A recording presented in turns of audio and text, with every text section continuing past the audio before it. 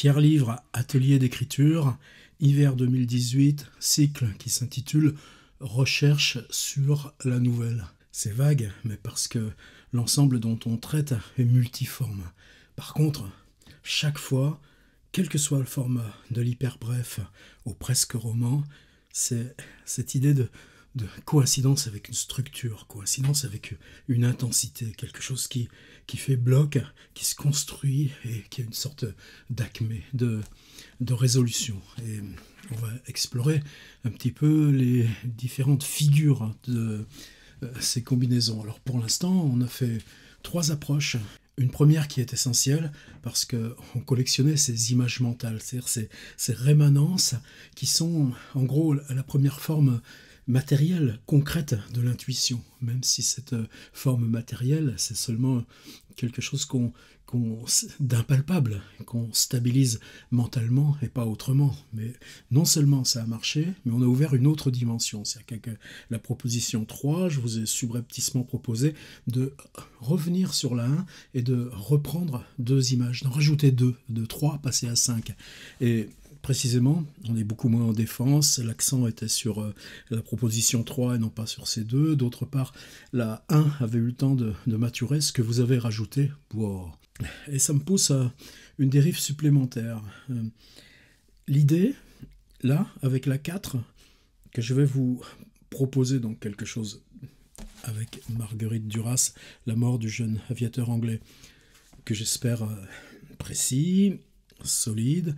On va faire un pas en avant, mais je souhaiterais aussi que vous ayez tout de suite dans la tête que cette proposition 4, avec les 4 blocs paragraphes que je vais vous demander de rédiger, ce soit quelque chose sur quoi on puisse revenir, quelque chose qu'on puisse nourrir. Pour moi, à l'ordinateur, bon, pourvu que vous me laissiez un jour ou deux, disons, de décalage, en général je fais ça un petit coup le matin, un petit coup le soir, une demi-heure, ça me fait une quinzaine de textes à chaque fois, mais bon, quand on est bien concentré, bien précis, les doigts marchent tout seuls, et puis moi je me concentre sur « Ah, mais qu'est-ce qu'ils ont écrit ? Ouah, cette idée-là » et j'ai besoin de ce feedback, de cette manipulation concrète de vos textes pour avancer, décanter les prochaines propositions.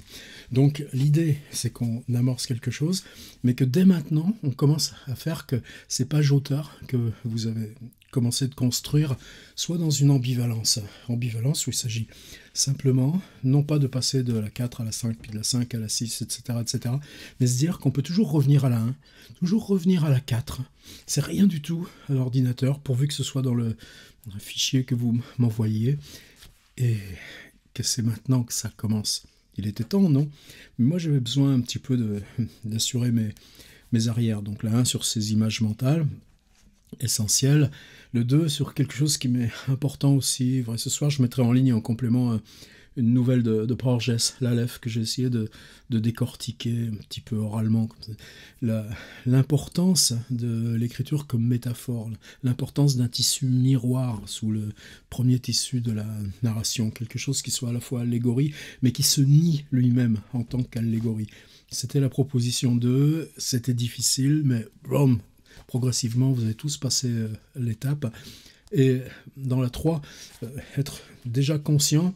C'était quoi la 3 ? C'était simplement sur un ensemble bref, très précis, de pouvoir se concentrer uniquement sur la structure, les renversements, les positions dans le manche qu'on change, les figures logiques de la narration, indépendamment de tout le reste. Et bon, nouvelle étape.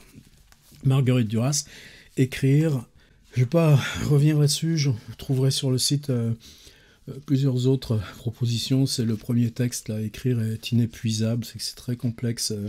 C'est un entretien réalisé dans sa maison, qui est aussi sa chambre d'écriture. C'est là où se passe le dialogue avec Depardieu dans le camion. C'est un dialogue avec Benoît Jacot.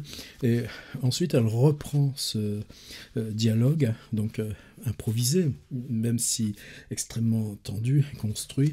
Et elle réécrit, pousse, déséquilibre ses réponses, et ça donne ce texte. Mais l'ambivalence de ce jeu, c'est-à-dire qu'on puisse disposer, même sur YouTube, on le trouve facilement, de l'entretien avec Benoît Jacot, mais dans sa pièce même, là où elle écrit, C'est-à-dire, on la voit jouer du piano, et puis on la voit ici et dire pourquoi, quand elle écrit, elle ne joue pas du piano. Bon, j'entre pas. Ce texte écrit est suffisamment décisif pour que vous l'ayez dans votre bibliothèque. C'est probablement le cas pour une grande partie d'entre vous. Et puis, justement, est-ce que c'est une nouvelle? Ça fait une vingtaine de pages. Je crois que lu à voix haute, je crois une fois je l'ai fait en 50 minutes, donc si par hasard vous l'avez pas, il y a une lecture ou au moins une version audio sur Tiers-Livre, mais de toute façon ça mérite d'être scruté. On ne peut pas échapper à un moment au fait de se procurer le livre. Vous avez bien une bibliothèque de quartier juste à côté, puis s'ils n'ont pas à écrire de Marguerite Duras, c'est vraiment qu'ils ne sont pas dignes d'exercer leur métier. 81, moins 61, 57, ça fait 24 petites pages folio. Alors, tout de suite, là encore je suis dans les prologues. Vous voyez la forme de Duras. Paragraphe, blanc, paragraphe, blanc, paragraphe, blanc. De temps en temps, on a des ambiguïtés, c'est-à-dire des paragraphes qui ne font que 2 lignes. Et là, on est typiquement dans quelque chose qui est ce que je voudrais que vous évitiez, c'est-à-dire paragraphe double blanc, paragraphe, et systématiquement il y a un interligne augmenté entre les paragraphes. Et ça, c'est quelque chose qui me gêne fréquemment dans ce que vous m'envoyez. C'est quand on écrit, on s'en fiche, on va à la ligne, et puis si on sent qu'il faut que ce soit une rupture un peu plus forte, on saute une ligne. Je voudrais que ça, pour seuls ceux d'entre vous qui le pratiquent, vous ayez cette alerte dans la tête, et que vous enleviez c'est quelque chose dont on n'a pas conscience. Ça paraît un petit peu, j'allais dire, naturel, un petit peu comme le rythme oral, mais dans la narration, ça passe pas. C'est-à-dire, dans la narration, il y a quelque chose dans la suite hiérarchique des ruptures diacritiques. Il y a virgule, il y a ce qu'on peut utiliser avec les tirets, que vous m'envoyez toujours sous forme de 2 tirets simples, n'est-ce pas? Important. Parenthèse, etc. Point-virgule, qui est si important dans l'histoire récente de la langue, apparu tardivement, mais pensez au rôle des 2 points dans la phrase de Montaigne, ces emboîtements du double point, comme ils étaient importants, et puis le point qui clôt la phrase, les 3 points qui joignent des éléments flottants, le signe de paragraphe. Sur vos traitements de texte, vous savez que sur Word, par exemple, c'est un petit signe comme une espèce de P inversé, vous le cliquez et vous voyez apparaître dans le texte même. Pour nous qui faisons de la mise en page, c'est systématiquement indiqué le signe de saut de paragraphe. Le signe de saut de paragraphe, Gertrude Stein en parle aussi, il dit que c'est l'élément rythmique déterminant du XXe siècle. Considérez le saut de paragraphe comme quelque chose d'aussi important que le point qui clôt la phrase. Et dans ce cas-là, par contre, le saut de ligne, c'est mou, c'est du yaourt nature industrielle. Aucun intérêt. Soit il y a paragraphe, il y a séquence de paragraphes, mais en tout cas, il n'y a pas je reviens à la ligne, et puis de temps en temps, quand je veux que ce soit plus fort, je saute à la ligne. Essayez juste, là, de prendre conscience de ce truc-là, c'est-à-dire que sur votre instrument de musique, qui est votre traitement de texte, d'intégrer que le saut de paragraphe est un vecteur rythmique et narratif. Relisez Axolotl de Julio Cortázar, grande nouvelle, tout le monde la connaît, elle est tellement légendaire. Axolotl, chaque figure narrative correspond à un paragraphe. Dans l'intérieur des paragraphes, même si c'est le dialogue avec le gardien du terrarium du jardin des plantes, même si le narrateur explique ça, je suis déjà en train de jouer un peu avec ce qu'on va faire, explique sa recherche documentaire, son enquête sur l'axolotl, l'intérieur des paragraphes, il est rempli de phrases qui elles-mêmes déterminent leur temps, leur univers narratif, leur élocuteur, etc. Alors je reviens à la mort du jeune aviateur anglais. Prenez le temps de le lire, je ne veux pas vous l'éviter, c'est très court. C'est un autre problème d'édition, c'est-à-dire que Gallimard propose un folio où il y a ce texte de 20 pages qui suit Écrire, qui n'a rien à voir, écrire est un texte qui lui-même aussi. Puis ensuite, alternant des trucs Roma, un texte qui m'intéresse beaucoup, puis un peu de remplissage, tandis que Minuit, probablement, avec un texte de 20 pages, l'homme assis dans le couloir. On peut très bien définir un livre.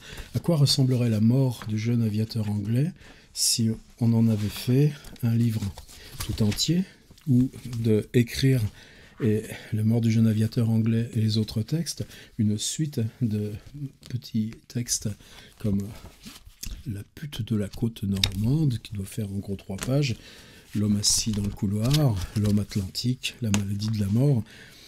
Question importante aujourd'hui, dans la mesure où, pour ce qu'on propulse, et quand on décide soi-même d'éditer ces objets d'édition. Bon, je reviens au texte.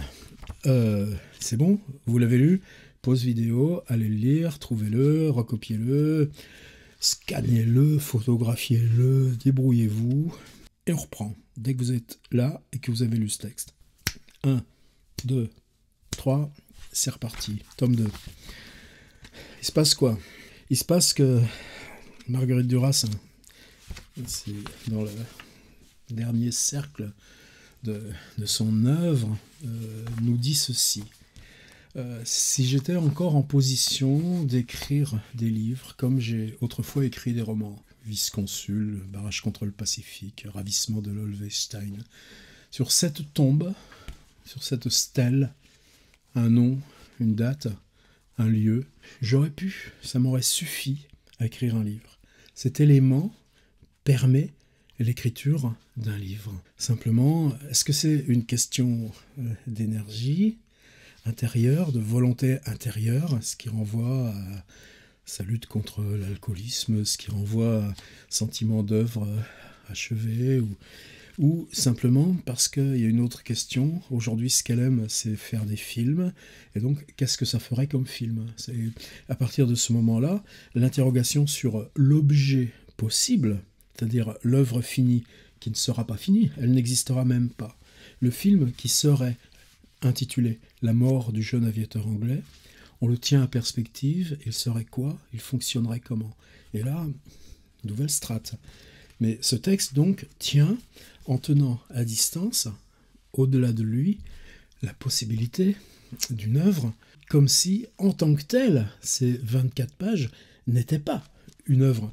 Et le fonctionnement de Duras, c'est cette précision toujours énorme. On peut se fiche de sa poire, c'est-à-dire, justement, on prend dès le début. À toi, lecteur.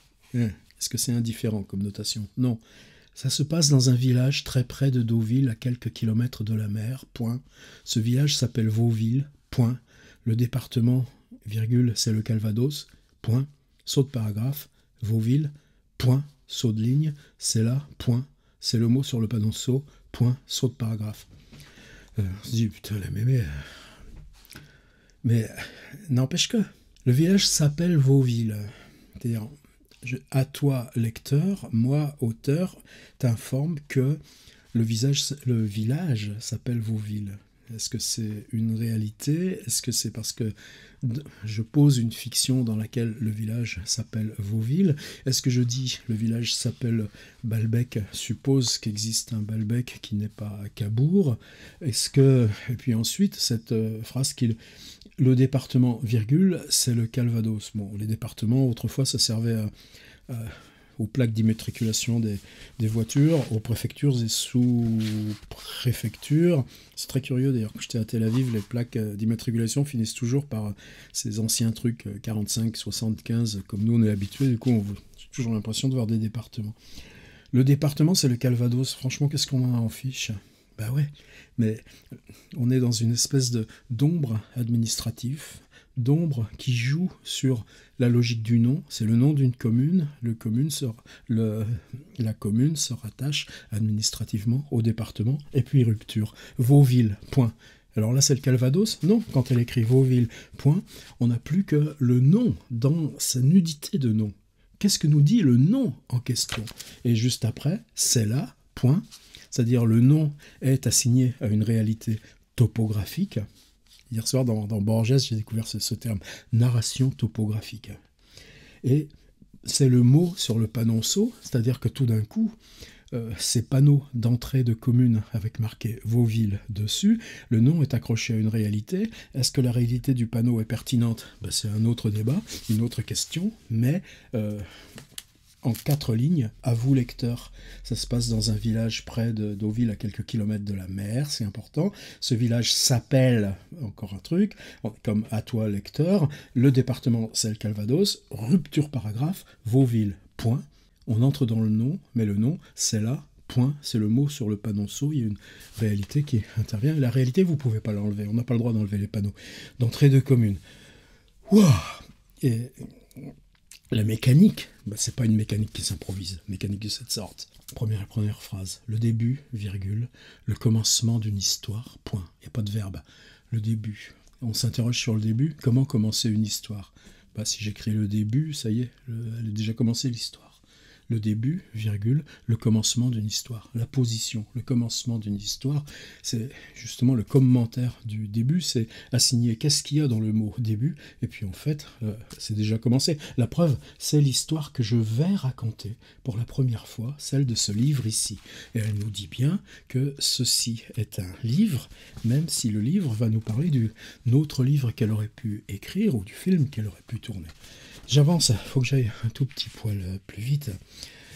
Je voudrais juste que vous, dans le texte que vous avez devant vous, vous repériez plusieurs strates. Une strate, par exemple, qui est celle du documentaire, c'est-à-dire du documentaire simplement sur le lieu. L'église est en effet très belle, même adorable. À sa droite, il y a un petit cimetière du XIXe siècle, noble, luxueux, qui rappelle le Père Lachaise, très orné, telle une fête immobile arrêtée au centre des siècles. Telle une fête immobile arrêtée au centre des siècles. C'est-à-dire que les lieux, tout simplement, ce que vous associez de lieu à ce point de départ, je vais finir par le point de départ. En tant que tel, il n'est pas description, il est lieu aussi il est lieu, mais il est aussi lieu d'une poétique. Ça, c'est ce que je rappellerai le document. Au milieu de la pelouse, il y a un tombeau, point, une dalle de granit gris clair, virgule, parfaitement polie. Je ne l'ai pas vue tout de suite, cette pierre, je l'ai vue quand j'ai connu l'histoire. Donc, on est toujours dans le documentaire, mais là, l'histoire du documentaire, c'est aussi quel est le regard, qu'est-ce qui fait qu'on est capable de ne pas voir une telle dalle, et que par contre, c'est l'histoire qui crée aussi votre regard. Bon, ça c'est cette première strate. Deuxième strate, celle de l'enquête. C'est-à-dire, elle va s'adresser à la pharmacienne, elle va parler à la brave dame qui sert les plats du jour au bistrot du Patelin. Et ce que j'appelle l'enquête, une fois on avait travaillé il y a 2 ans, vous étiez sans doute pas tous là, toutes et tous là, on avait travaillé sur Dora Bruder de Modiano, c'est-à-dire peut-être que l'enquête ne nous donne pas d'éléments, on n'en saura pas plus sur le personnage. N'empêche que les renseignements qu'on prend sur le personnage et les réponses lacunaires qu'il vous donne en retour sont la constitution du texte lui-même, c'est-à-dire que le texte lui-même n'apporte pas forcément l'information qu'on souhaiterait, mais la recherche, la quête de cette information, et c'est vieux comme Hérodote, c'est vieux comme Pline, c'est vieux comme Froissart, permet au texte d'exister, même s'il ne comporte pas les éléments de réponse qu'appellerait cette enquête. L'enfant est resté prisonnier de son avion, point, un météore monoplace. Qu'est-ce que ça vous dit? Pas grand-chose. Par contre, si vous cherchez météore monoplace 1945 sur le web, tout d'un coup, arriveront des images, arriveront des archives, et l'enquête se constitue, et peut-être que le geste par lequel vous irez chercher météore monoplace sur le web, ce que n'a pas fait Duras bien avant tout ça, voilà comment elle marche, Duras. On est devenu amis avec ces gens du village, surtout avec la vieille gardienne de l'église. Donc la vieille gardienne de l'église, dans la relation qui s'institue avec Duras, que vous savez Yann Andrea, son compagnon qui est enterré avec elle au cimetière Montparnasse, et qui lui servait aussi de chauffeur. C'est elle qui avait payé la grosse 405, tout dans ces espèces de dérives qui se faisaient en voiture. Mais là, on est typiquement dans l'enquête. Et c'est pas tout à fait la même chose que tout à l'heure. Donc ça, ce serait registre 2. Il y a un registre 3 qui est... regardez, sur la poétique du lieu. Donc là, registre 1. Les arbres morts sont là, fous, figés dans un désordre fixe, tellement que le vent ne veut plus d'eux. Ils sont entiers, martyrs, ils sont noirs, du sang noir des arbres tués par le feu. C'est Duras, c'est une géante. J'ai pas la pharmacienne. Je reste dans mon deuxième registre. Tous les gens du village connaissent l'histoire de l'enfant et aussi l'histoire des visites du vieil homme, ce vieux professeur, mais de la guerre il ne parle plus, etc. Sur la poétique des lieux, registre 1, c'est le son. J'entends de nouveau les chants des petits-enfants de l'école communale, les chants des enfants de Vauville. Ça devrait pouvoir se supporter. C'est encore difficile pour nous, ce chant des enfants. J'ai toujours pleuré, je pleure encore. Peut-être que ça fait un peu plaisir, là, mais c'est pas grave.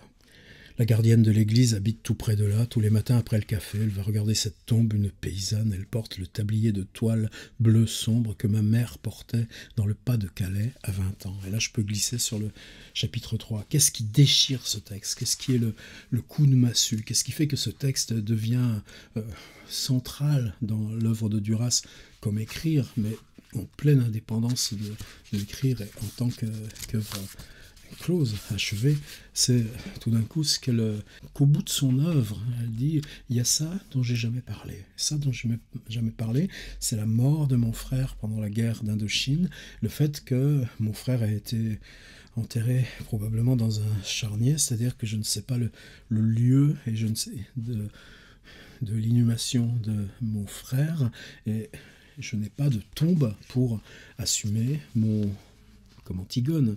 J'insiste pas, mais c'est quoi le registre 3? C'est quelque chose qui fait que dans ce qui vous reliait à cette dalle, c'est-à-dire une dalle avec juste un nom et un inconnu, et le fait que l'enquête ne vous donne rien sur cet inconnu, arrive le souvenir du frère pour lequel c'est exactement le contraire.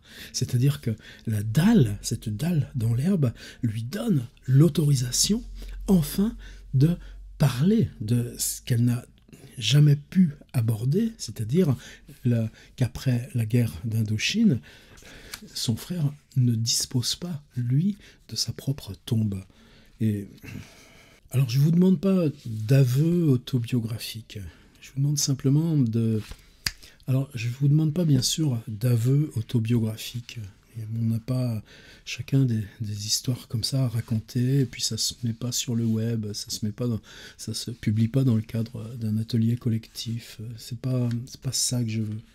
Par contre, ce que je pense qui est possible, c'est que vous écriviez un registre 3 qui soit le lien autobiographique que vous avez à ce texte. Et toujours dans l'idée des blancs de Duras, c'est-à-dire il y aura 4 paragraphes dans ce premier traitement de la proposition 4. Le premier paragraphe, on part par exemple, c'est ça que j'avais dit, je prenais un point de départ, ça peut être une des images mentales de la partie 1. Il y en a 5 pour la plupart d'entre vous, au moins 3 pour les autres. On se dit, celle-ci, je peux la creuser, ou bien vous en rajoutez d'autres, pas d'importance. Mais ce point-là, c'est dire, j'ai quelque chose qui me relie à mon intuition, quelque chose de flou, enfin, qui n'est pas flou, mais en tout cas qui est impalpable, qui est rémanent, qui est complexe, mais qui est très, très fin, très limité, enfin, qui est borné. C'est juste l'espace d'une ou de 2 ou 3 petites phrases. C'est micro-paragraphe, mais ce micro-paragraphe, on va l'étoiler tout autour, et donc l'étoiler en 4 dimensions. Et ça, c'est important, c'est ça que nous donne de façon exemplaire le texte de Duras, La mort du jeune aviateur anglais. C'est-à-dire, on prend ce point de départ, c'est-à-dire sur cette image mentale, vous pensez qu'il y a assez d'intuition pour aller y voir de plus près. Le premier truc, ce sera à quel lieu réel cela correspond. Et dans ces lieux réels, à quoi cela correspond, essayez de glisser de la description à la poétique. On inscrit de façon sensible ce lieu réel. Et précisément parce qu'il est inscrit de façon sensible, à ce moment-là, on échappe au pur descriptif. On est déjà dans la construction esthétique de la nouvelle. Registre 2, c'est l'enquête, c'est-à-dire cette petite intuition-là, ce point de départ, c'est pas grand-chose. Et justement, ça ne tient pas d'éléments qui sont... Bien, c'est quoi? C'est les archives, c'est le document, c'est la généalogie familiale, c'est les photographies qui peuvent venir, c'est les discussions qui se rapportent à ça. Et on développe un paragraphe, un premier paragraphe, il pourrait y en avoir d'autres ensuite, qui sera comment construire une enquête pour passer de cette image mentale à un espace plus large. Ça ne veut pas dire que le texte gardera, que le texte conservera tout, que le texte s'appuiera sur cette dimension principale, mais en tout cas, dans la logique de construction, on le fait. On verra ensuite si ça se garde, si ça se garde pas. Mais en tout cas, dans la génétique du texte, ce travail d'enquête, que vous le gardiez ensuite pour vous, ou qu'il figure dans la nouvelle qu'on va construire, il est trop tôt, on décidera plus tard. Registre 3, c'est-à-dire, et c'est complètement différent de l'enquête, c'est à quoi cela appelle en soi-même. Relisez Enfance de Rimbaud, le texte La petite morte. Est-ce qu'il y a de l'aveu autobiographique? Non. Est-ce qu'il y a un matériau autobiographique? Le crissement des roues sur le gravier, oui. Les marches du perron, oui. Tout le reste, la petite morte qui descend, la jeune... On laisse tomber. Il y a impossible de construire une relation directe entre tels éléments, par exemple la petite sœur qui a perdu le jeune Arthur, etc., etc., et l'écriture de ce texte. C'est les éléments sensibles qui comptent. La route à un moment devient rouge. Est-ce que les routes sont rouges en Ardennes? Je ne pense pas.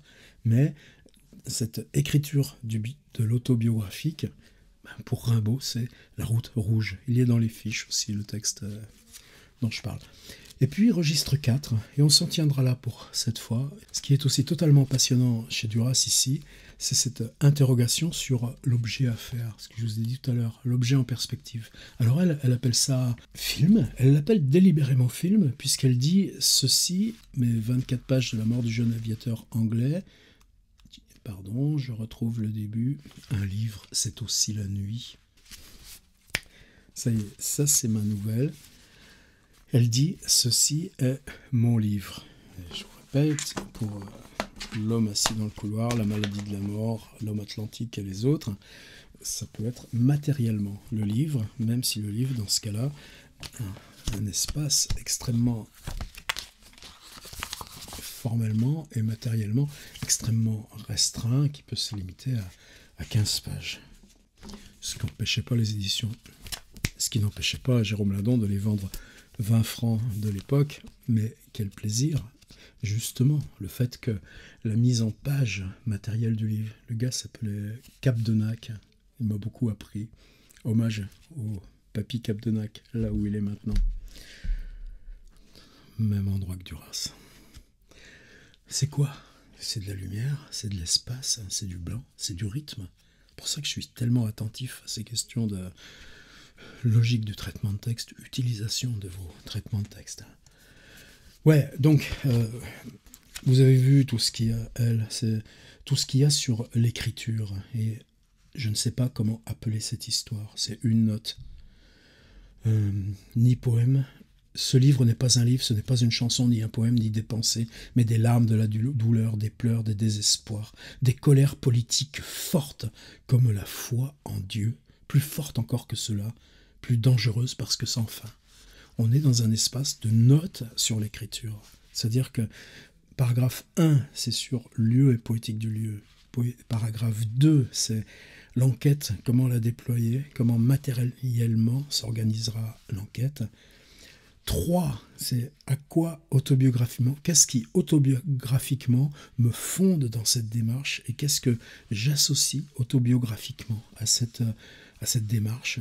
Et 4, ce sera cet espace qui est votre travail d'écriture. Notez aussi le travail d'écriture. Il y a plein de choses là-dedans. Il faudrait trouver, il y a un paragraphe.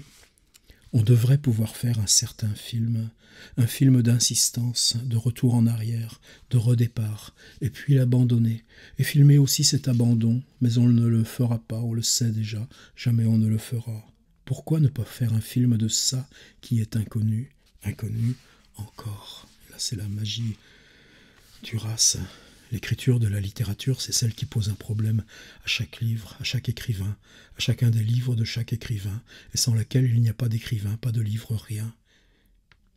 C'est-à-dire que l'espace des notes sur l'écriture participe de la même surface, de la même magie matérielle du texte que les choses tenant de la poétique, de l'autobiographie, de l'enquête, et que là, elles interviennent, c'est ça la leçon formidable de Duras, c'est qu'elles interviennent dans ce livre-là, dans ce texte, La mort du jeune aviateur anglais, de façon chacune totalement indépendante comme registre. Juste terminer sur un qui pour moi est un sommet, sur le frère. Mon petit frère était mort pendant la guerre du Japon. Il était mort, lui, sans sépulture aucune, jeté dans une fosse commune par-dessus les derniers corps. Et c'est une chose si terrible à penser, si atroce, qu'on ne peut pas la supporter et dont on ne sait, avant de l'avoir vécu, à quel point ce n'est pas le mélange des corps, pas du tout. C'est la disparition de ce corps dans la masse des autres corps. C'est le sien, son corps à lui, jeté dans la fosse des morts, sans un mot, sans une parole, sauf celle de la prière de tous les morts. Et ce que j'ai gardé pour la toute fin, c'est ce paragraphe de 4 lignes. Il y aurait une écriture du non-écrit. Un jour ça arrivera. Une écriture brève, sans grammaire. Une écriture de mots seuls. De mots sans grammaire de soutien, égarés. Là, écrit et quitté aussitôt. La mort du jeune aviateur anglais, Marguerite Duras.